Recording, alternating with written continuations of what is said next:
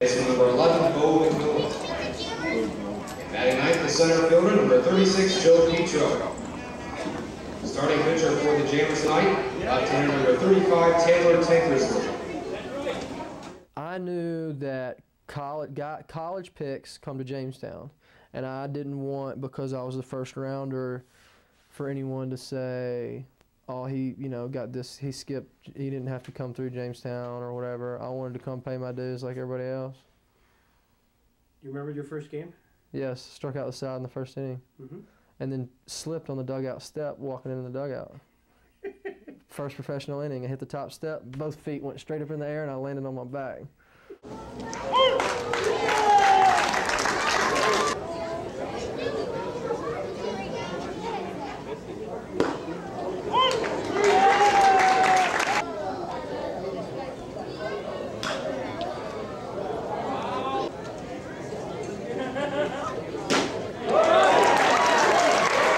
Number one strikeout.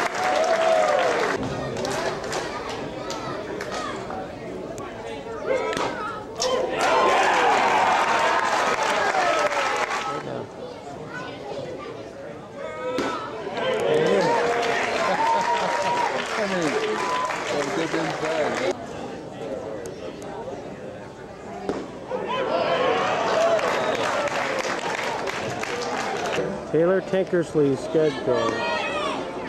3 innings, no runs, no hits, no errors.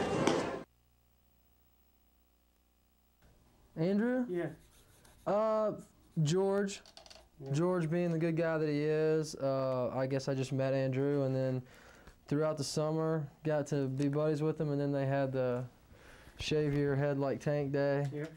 And Andrew was one of the first ones in the chair.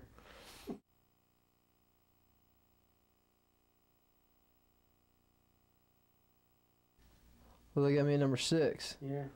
Behind these other guys. Behind Sean West. These things, I was curious, do you guys read this stuff? No, I don't.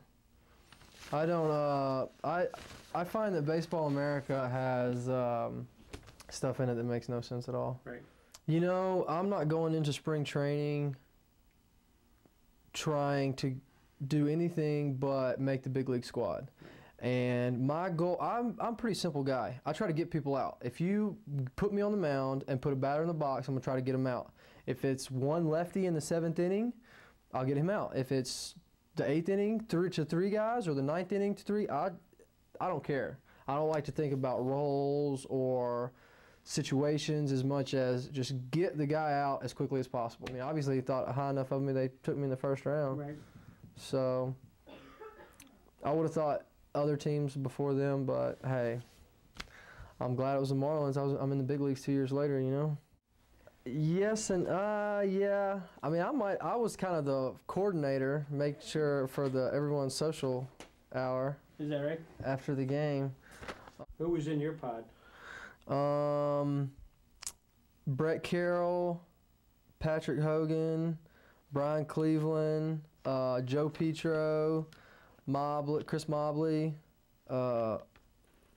most of the college guys that got drafted. You're in Carolina. It's last year, and all of a sudden you get a phone call saying, or is it the manager let you Yeah, know? I get called in the manager's office. And, did you expect it? Did you think Yes.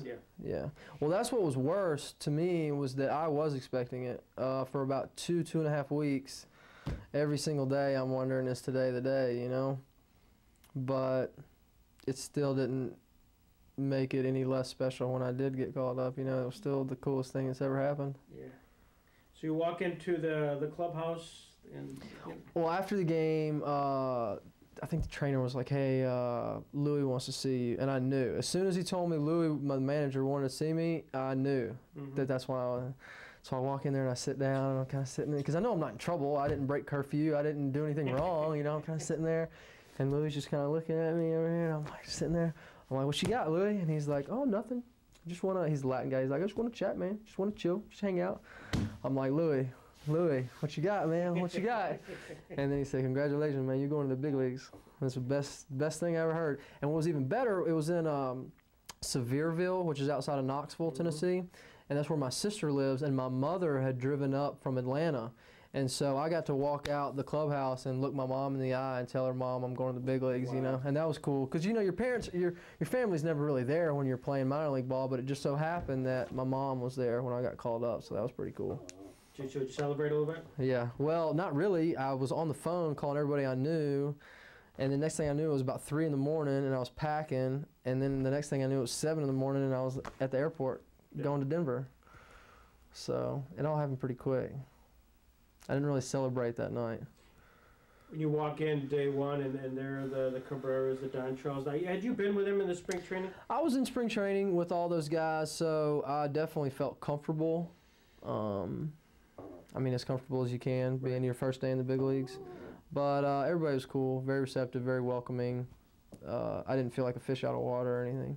They hand you the ball the first time, and you're looking in, and there's the crowd and the noise and everything else. Who was the first batter? I don't even remember who the 3 guys, or I actually faced 4 guys the first day. I don't remember who the first batter I faced was. All I remember about the first time, because it was like we had an 11-run lead or something, and I was pitching the 9th inning, and I loved it because I got to just soak it up. I stepped on the mound, I looked around, and I said, "Tank, you're in the big leagues," and just enjoyed it. Gave up a knock that inning, but got through, didn't give up any runs. But then the next day when I faced Helton, that was like my first big test. That was the outing that I felt put me on the map. So the first day I just enjoyed it, just soaked it up. 'Cause like I said, 11-run lead, you know. For the camera, how'd you do against Helton? K'd him up, struck him out, and that has made every bit of difference in my career up till now. I knew coming out of Alabama that my success in the big leagues was going to be out of the bullpen. I did not know that I would be here in 2 years, but I never doubted my ability to get big league hitters out. So I knew I could and should have the opportunity to be where I'm at.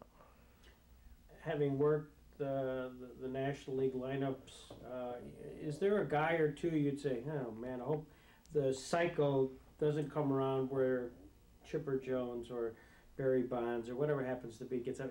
Are there those guys that you have a mental block over? I can't get Chase Utley out. Yeah. Ryan Howard, who hits right behind him, is tough too. But Utley's got my number. He's the only one so far that has my number, but I'm sure there will be others added to that list. Is there a role model for you growing up? The only guy in my mind that stands out as special to me is Sandy Koufax. Right. I've always had I don't know, he's always been intriguing to me. Just the way he has lived his life and the way his career was, and plus he was freaking legit. You probably saw him play. Yeah, I did. He's my favorite all time. Actually, I had 2 ABs. It wouldn't be, I guess it would be a bunt situation, but the 2 ABs I got in the big leagues this year were with 2 outs, and they didn't want to have to go to anybody else in the bullpen, or like say a lefty was leading off the next inning, and so they didn't want to have to pull me out of the game because they wanted me to face that next lefty. But I struck out both times. I was up to the plate anyway. Pitcher's pitching to you. Oh, I was scared to death. I have no fear when the ball's going this way, but when it's coming this way, I don't want any part of it. Nothing. Hey, this is great, Taylor. Thank you so much. Thank you. I appreciate it.